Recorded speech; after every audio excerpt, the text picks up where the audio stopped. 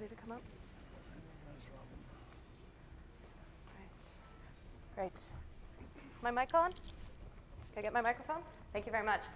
Thank you, Mr. Former President, for your remarks. I'm now going to welcome to stage our panel to continue to debate. Thank you for setting the stage for us so nicely. I'd like to welcome, first of all, Mr. Sean Cleary. Please grab a seat. He's the chairman of Strategic Concepts Limited. He's on the board of the Hope Foundation, I believe. And he's also a longtime South African diplomat. Thank you, Sean, for being here. Whoever's next. And here's Ambassador Robin Renee Sanders. She is a longtime U.S. diplomat and was U.S. Ambassador to Nigeria and the West African Economic Bloc, Ecowas, as well as to Congo, Brazzaville, and is now the CEO of FE3DS. Did I do that properly? Yes. An advocacy initiative. So thank you so much for being here. Thank you. And finally, I'd like to welcome David Gacheru, I hope I pronounced that correctly, Deputy Ambassador of the Kenyan Embassy to the US, so based here in DC. So David, thank you so much for being here as well. And thank you to all of you. Great. So let's launch straight into the conversation. Since we have a limited amount of time and 54 very large and dynamic and varied markets to hopefully give an overview on. So I think that our purpose here today, Africa as a whole, I think, has largely dealt with a lot of perception issues, a lot of misunderstandings. The narrative has fluctuated between Afro-optimism, Afro-pessimism. Hopefully we can give some nuance to that conversation and inspire all of you to look into this fascinating region even more. So I'm going to start off the conversation by asking each of my panelists here to, in a few words, maybe let's say 5 words, tell me what they think is the most exciting opportunity or trend currently occurring on the continent. And after they've given me that very brief introduction, then we can go into each of those issues in turn. So Sean, I'm going to start with you. The population of Africa is going to double over the course of the next 35 years. The urban population of Africa is probably going to triple over the same period. And therefore, the defining reality of Africa over the next 35 years is going to be the rise of the middle class and the complete transformation of African societies. The question is how well or badly we manage it. Excellent, and we are going to come back to some of those themes because those are really important topics. Dr. Sanders. Well, I would say that the title of this breakout session is perfect because it is an emerging continent. The opportunities there are enormous, not just in business, but certainly in terms of creativity. I think for me, the most important things that I've seen in transformation has been really the leapfrogging over challenges. How do you address challenges in creative and unique ways? And certainly from information technology, you have a continent that has 650 million cell phones. And the opportunities for leapfrogging and addressing issues on that cell phone, on that mobile platform is enormous. And the other opportunity, I think, is electrifying Africa.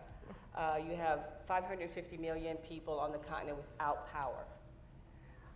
And that is an enormous number. So those two things combined, if you're addressing those two things, the opportunity and the emergence of the continent will be enormous. Great. Okay. David. To supplement what the level speaker said, Africa is a growth economy. So for us, it's growth. From here, the only way is way up in terms of the population. And to emphasize also the population of youth is how we manage that youth population to leverage as an opportunity for Africa to use that youth for the benefit of the countries of Africa. But African growth economy is definitely a growth economy right now, and the only way is up. The function is how do we leverage the workforce that's going to double by 2035. Great, thank you. So I'm actually going to roll David and Sean's comments together a little bit because I think that there is an intimate relationship between this trend that we're calling the demographic dividend, which is the doubling of the African population by 2050, as well as the opportunity and also the challenge of both bringing young people into the fold and also job creation.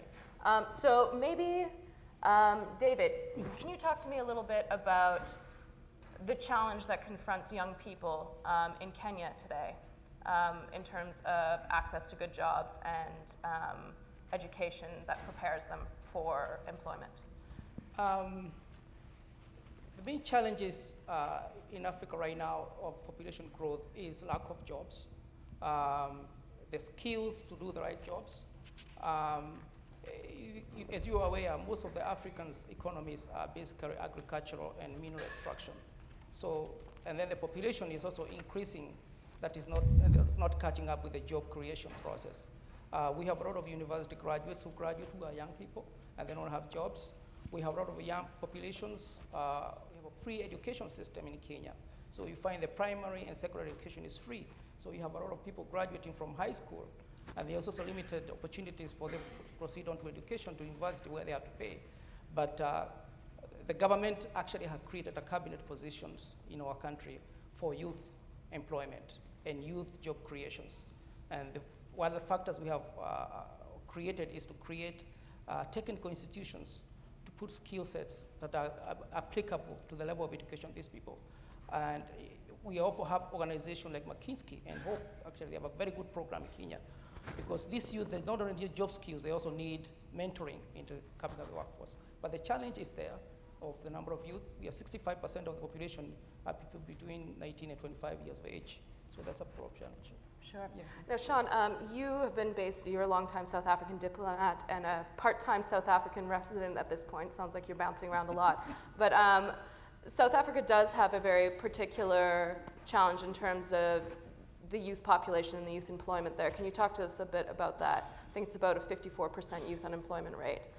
So what does that mean in terms of harnessing this demographic opportunity going forward? It's a great question. I think, interestingly, a large part of the answer is locked up in what former President Jonathan was describing as the generic framework for economic and social transformation on the continent at large. If you think about it, what is it that makes for a successful economy, a successful society, and, if you will, a successful polity? The first thing is there has to be a reasonably decent degree of safety and security, because otherwise people can't conduct their lives intelligently. The second thing is there needs to be reasonably decent water, power, transport, and ICT, because otherwise the economy can't function properly. The third thing is you need human capital. You need decent education and health systems, and the education has to be fit for purpose. It has to enable people either to find employment or to engage in entrepreneurial activity to create employment.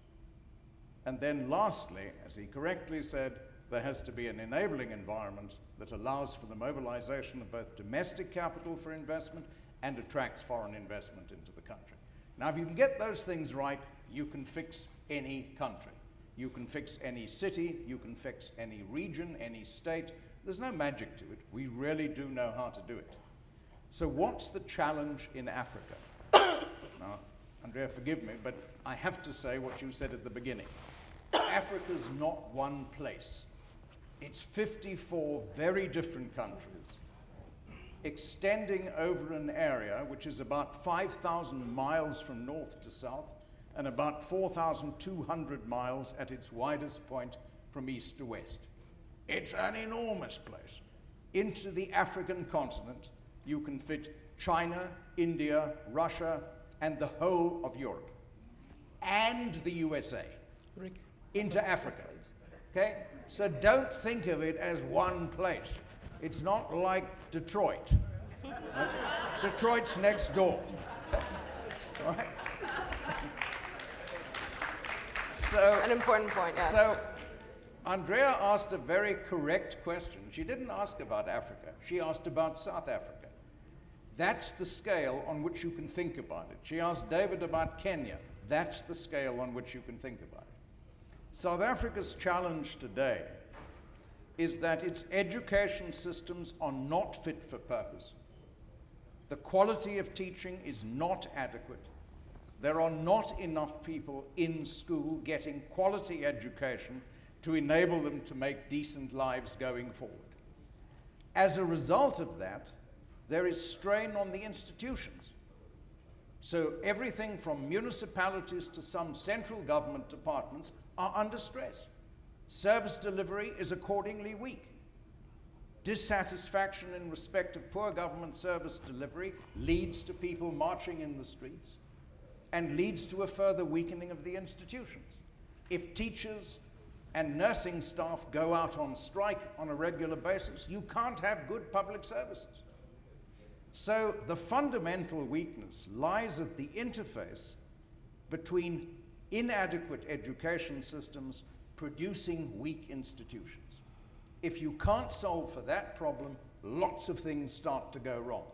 If you focus on solving for those particular problems, then you have the phenomenal reality that the South African economy is actually largely a first world economy. The South African society is largely still a developing world society, but the economy is largely a first world economy. Fix the education systems, get the institutions working properly, and the problem that Andrea has sketched goes away.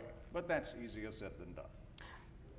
A very important and valid point. Let's flip, though, to sort of as much as there is a challenge in terms of getting so many young people across all the geographies that you've all worked and lived in into work, there's also an immense opportunity in terms of, these are, an additional billion people, most of whom are going to be young at a time when Europe, North America, most of Asia has aging, shrinking populations. These are going to be new consumers. They're going to want new products.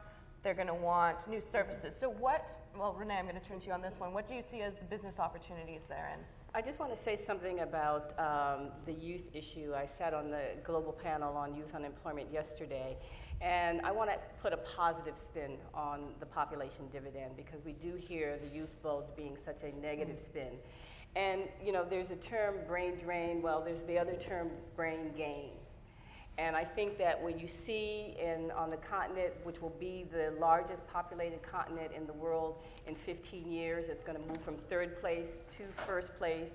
It will have the largest number of young people in the world.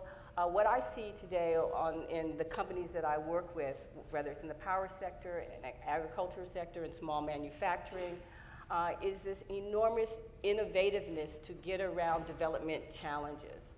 And it's so fantastic to see that even though you have these massive challenges, and I'm not diminishing those, but you do see changes taking place.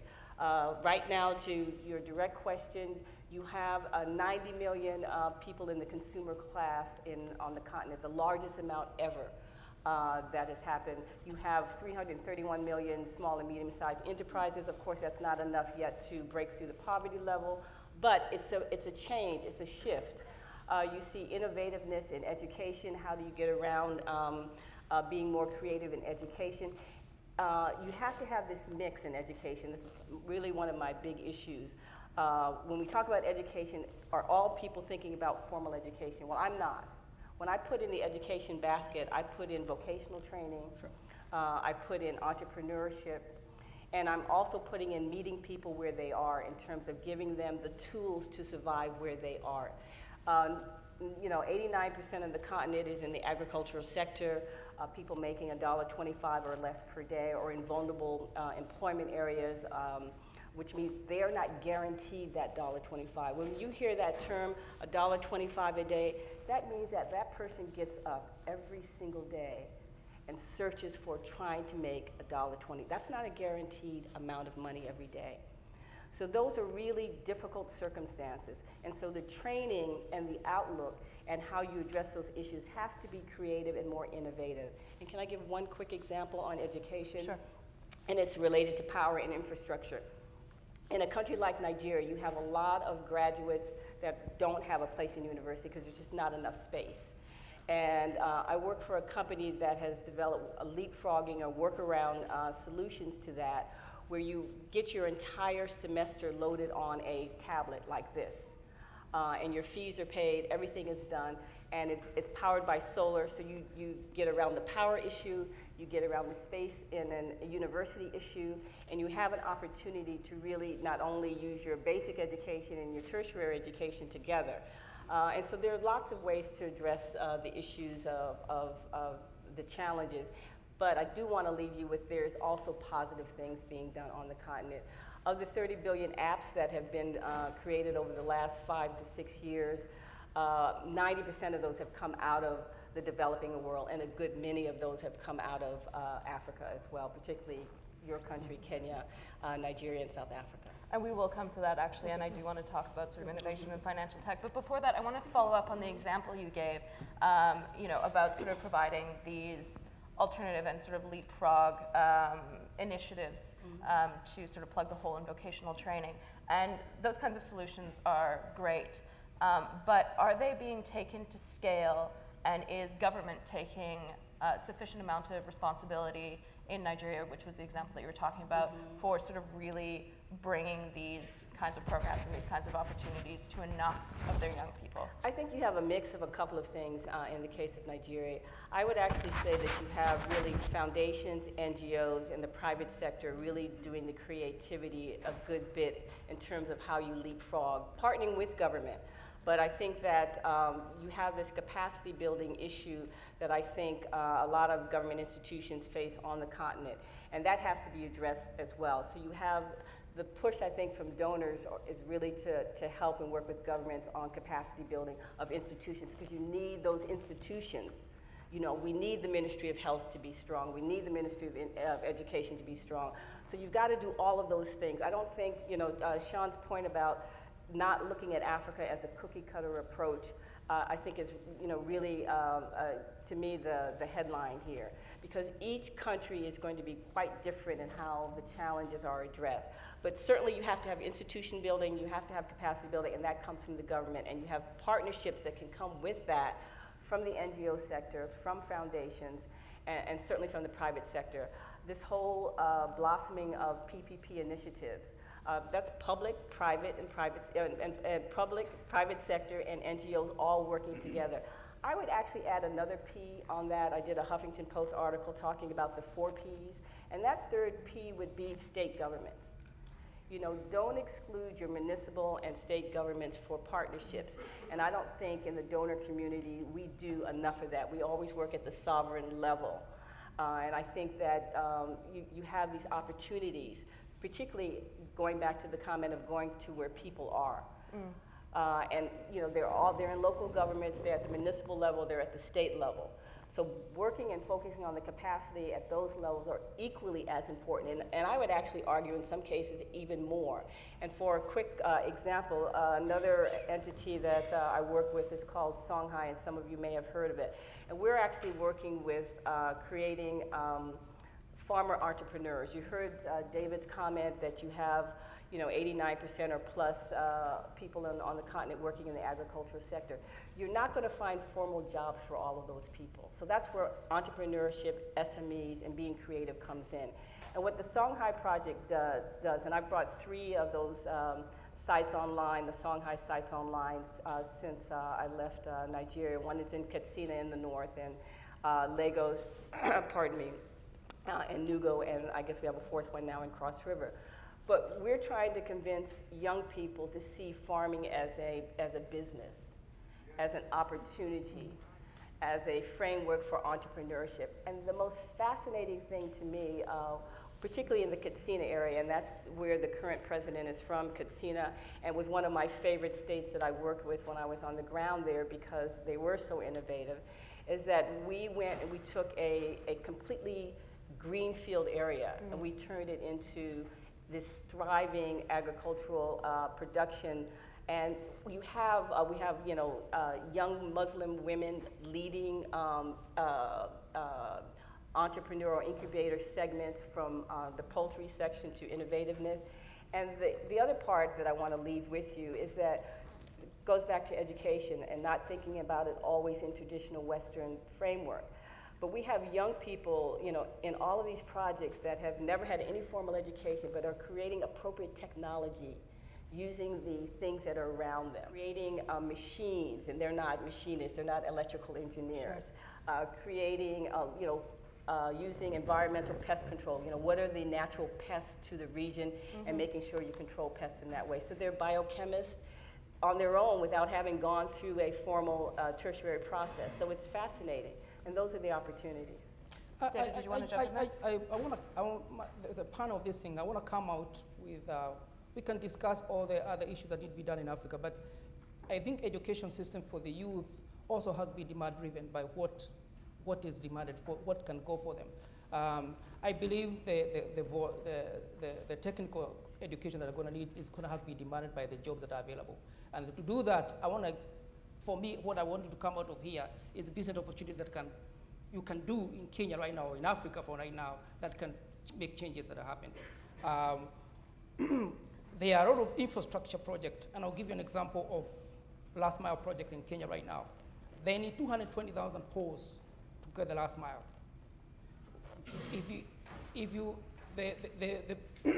The best way to come, the big companies are already there. We have IBM, we have Google, and Microsoft are already there. Small business like you can penetrate the Kenyan market by virtue of providing services, subcontracting with some of these big corporations going back to business there. So the issue of, as much as we want to talk about education and all that for education, it has to be driven by the jobs that are important in Africa. Again, we are a growth economy. The only way is forward. So actually, I'm going to jump in on that point because I think that we were talking about the idea of making agriculture into a business opportunity, because previously, up until I think even the past decade, agriculture was very much treated as a public service. It was largely subsidized and financed by government. It is only now starting to be understood that in order for agrarian societies to really pull themselves up and to develop, there needs to be a private sector approach to that. But at the same time, you have this problem where for a lot of young people still across many of the countries in Africa, if you ask them, about going into farming, for most of them it is not what they would choose to do. There's still a perception that farming at the smallholder level, at the individual level, is poverty. So how do we go about shifting that perception? And do any of you have sort of interesting examples? I would like to jump in on that since I'm working on an agricultural project, the one that I mentioned. I think that the main thing is to change the perception of farming. And that's why we're calling it farmer entrepreneurs, for them to see farming as a business, not only for themselves, but they can hire other people to work with them. Cooperatives are a great other example, I think, and there are wonderful examples across the continent, lots in Kenya and South Africa and Nigeria and elsewhere, where you have smallholder farmers, which are the majority of the farmers on the continent, who do not produce enough yield alone to be either exporters within their own region or within their own country, or certainly external exporters. And so when you bring them together in a cooperative fashion, where they can produce enough yield, you see a lot of those products now coming into the United States under the African Growth and Opportunity Act. And one great example is in Nigeria, there was a project where we brought smallholder farmers that produce cassava. And they were not able to produce enough cassava to really do anything with. So bringing them all together, about 90 or so. And we found a niche that was a very unique one. Cassava can be used to create the carbonation in sodas. So it's traditionally gum arabic, which comes out of East Africa and other places. And so we found this niche with, development agencies working together, private sector, and working with smallholder farmers, where we were able to produce the carbonation in soda from cassava. And it transformed all of these smallholder farmer lives into this incredible small manufacturing. Because we haven't talked about manufacturing. I'll leave that alone until you get to it. We'll hopefully get to that. But I would argue that small manufacturing, farmers connected with small manufacturing, is the way forward to think about farming as an entrepreneurship type of thing. And to add to that, there's a lot of urban migration. There are a lot of people moving to the urban areas. And the way to curtail that is actually to build infrastructure that makes these people move to the urban areas. And so one of the biggest one of the major things is to power, electricity. putting the electricity as much far away as possible. So these people who are moving to the urban area for the conveniences of these utilities and water and all that is moving it up and bringing it through. As that infrastructure grows out, we have less need of people moving out to the urban areas. That's really interesting, though, that you frame increased urbanization as a problem, because in his initial remarks, actually, Sean talked about urbanization as one of the exciting opportunities and trends. So would you frame that slightly differently? No, I don't think so. I think everything that Robin has been talking about is an absolutely imperative focus of both investment and development assistance. I think if we stop focusing on those areas, making the rural sector viable, transforming from collective ownership with no responsibility to higher outcomes and entrepreneurial opportunities, we will leave stranded at least 1/3 of 2.4 billion people. 800 million people would be left stranded if we didn't do what Robin is talking about. So there's no question about the importance of that. But nowhere in the world in the last 100 years have we been able to turn the tide away from increased urbanization. And in a world that is dominated by a knowledge economy, that is significantly informed by globalization of trade and financial activity, it is extremely unlikely that we will turn it around in respect of Africa. So if we don't, let's look at what that means. Roughly 2.4 billion people in Africa, 2.4 billion, right? That is 6 times the United States in Africa by 2050. Roughly 65% of them are likely to be in towns. Towns, cities, metros, urban agglomerations, whatever way you want to think about it. Today, the per capita income in capital cities in every single country on the continent, with the exception of South Sudan, is twice the national per capita income just because it's the city. So as a consequence of that, the capital generation location is the city. And frankly, as long as that's the case, young people who see a future in advancement are going to tend to migrate to the cities. Do we have to do all of the things in the agricultural sector? Of course we have to do all of those things. But are we going to change the trend? Probably not. So the bottom line is the middle class in Africa in 35 years' time is going to be at least 3 times as big as it is today. They're going to be consuming, they are going to be better educated, and they are going to be participating in urban economies with access to global markets. Broadly speaking, we can be fairly sure about that. So we've got to address that problem too, because today, on top of everything else, Africa actually happens to be the youngest continent. 50% of Africans today are not under 25, they're under 19, right?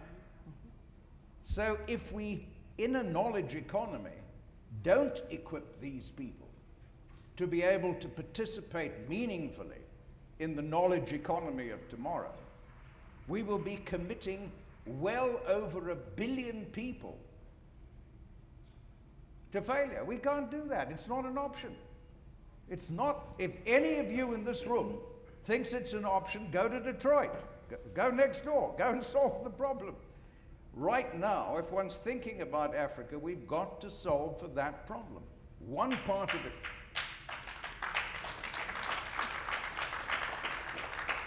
It's a phenomenal opportunity because Africa, if you looked at the period between 2000 and 2010, 1 year after the crash of the advanced economies, 18 months after the crash of Lehman Brothers, over the whole of that period, the average aggregate growth rate of GDP income in Africa was 5.6% per annum. 7 of the 10 fastest growing countries in Africa 2 years ago, on the IMF's own statistics, were African countries, right? The tide has turned. What we haven't figured out is how to capitalize on it successfully. We know what we have to do. There's no real magic in it. I laid it out before. The former president laid it out more extensively during his remarks. We know what we've got to do, but we haven't at this moment got the instruments to enable us to do it at scale.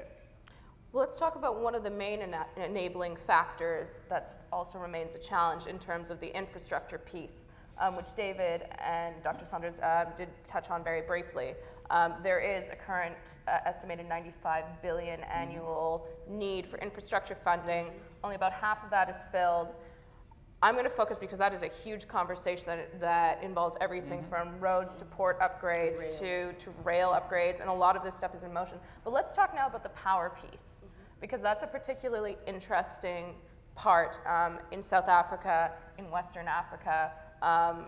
Power, if we're going to talk about bringing this region into the modern knowledge economy, how do you do that without sufficient electrification? So maybe, Dr. Sanders, you've done some work in this area. What kind of progress are you seeing?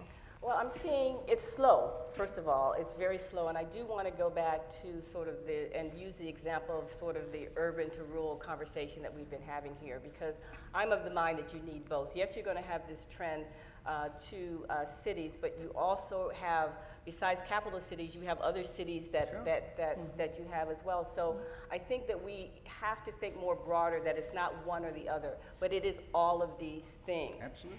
And in terms of power, I would argue that we need to focus a bit more on the off-grid options and renewables. Yes, the national grid issues are really there for countries like Nigeria. They privatized their power sector about 2 years ago now, but it's still chugging along in terms of sustainability for most of the population. But when you talk about a country that has 172 million people, and all of the countries that we've talked about today have huge populations, that's why it's going to be the biggest continent in 15 years in terms of population. So you're going to have to be able to look at off-grid and renewable options. One thing we haven't talked about, which is connected to everything that we've mentioned here, is the role of climate change in all of this. If you've been following the whole climate change discussions in Paris and the agreement that was signed by 193 countries, the biggest continent affected by climate change and all of the elements that we've all discussed today is climate change. In terms of its impact on agricultural productivity, on its impact on movement of people from rural to urban areas, on conflicts, on famine, on anything that you can possibly imagine. And so the off-grid opportunities and the use of renewables from solar to hydro to wind, this is a little tidbit in terms of research, but there are 2 vortexes that have the most wind power in the world and the most hydro power in the world and the most solar. And they all are on the continent of Africa. Katsina in the north of Nigeria, in terms of research by the South African Institute, has the largest vortex for wind power in the entire world. South Africa with both solar and hydropower. So those opportunities are there, and it's got to be the off-grid as well as the national grid efforts that have to be done, not only by the private sectors and donors, but certainly by national governments. Can I just endorse that for 1 second? Because I think it's a really important insight. The first thing is you can forget about, under any foreseeable circumstances, any appreciable growth in agricultural output outside of the area between the Tropic of Cancer and the Tropic of Capricorn, because the drought effects outside of those areas are going to be devastating. The second thing is that we've got a very interesting conflation of 2 trends in the African space as far as power, electricity is concerned at present. We've got the death of the central utility model, which is a global phenomenon under present circumstances. Grid distribution, as you get defections to alternative forms of energy, automatically makes grids non-performing, and under those circumstances you get a vicious cycle down into extinction. So national grids are under threat in a fundamental way anyway, and the African space is badly served by on-grid power anyway. You've got roughly 300 million people who do not have access to electricity on-grid today. That is a phenomenal opportunity to do what Kenya, through Safaricom, did with M-Pesa in respect of financial services delivered in a wholly original way, and I think we're going to see huge breakthroughs. And M-Pesa is a mobile payment system, just to clarify for everybody. Can I just add something? comment on- something Oh, I'm sorry, going to go ahead. let David jump in there. Rick, can you put slide number 15, please? You don't mind? Rick, can you put slide number 15, please?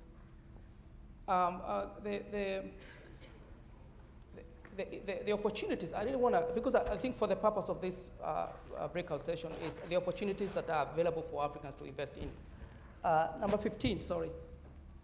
You know what, I think we don't have very much time left, so it'd be good if maybe we move the For the conversation purpose of the power distribution, there are a lot of opportunities of power, non-renewable power in Africa. Solar power is a lot.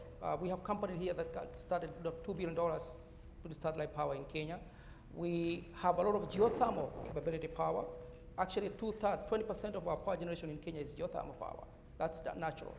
The other issue of managing drought and coming up is managing rainwater from rains, building dams to help support containing water during rainy season and holding that water for future. Managing green energy effect, planting trees in Africa, and that's a good way to manage. So here's another question, though. I mean, building off what you're saying, you know, clearly there are a huge amount of opportunities. There are a lot of resources available, whether it's hydro, whether it's wind, whether it's solar. Obviously, it's an incredibly sunny place in many places. Why has it been so difficult to get investment into this space? I read an amazing stat last week that said the entire sub-Saharan region generates less electricity in terms of megawatts than Canada. Right. Canada has a population of 32 million people. I'm Canadian. I mean, that's incredible. So where's the bottleneck? What's happening? I would add, since I'm in that space with two different companies, one doing solar and the other one doing off-grid, is the return on investment aspect of that for outside investors it's a long road. It is not an immediate return on investment. And I think for investors, you know, using even Nigeria as an example, it's taking investors to get a long time to get their return on investment back. So that's a challenge. And so I do think that there's a way to address that, because I think that, you know, between private sector and donors and even local governments, going back to the PPP or the 4P model, they've got to find a way to manage that a little bit better than they are managing it now, so that you have the renewable sector, because right now renewables for the most part are on a smaller scale. Yeah. They're not on a massive scale up that you would need for large non. Ladies and gentlemen, thank you for joining us Let me tell you in why the this is Emerging so important. Africa session. Panelists, It's very let's give them a round of fortuitous applause, that we are everybody. in Atlanta, All right, thank you. that we are just a couple of Thank days you all shy so of much. Panelists, if celebrating you're available for Martin further Luther King Day. conversation after, we'd love to have you in the room.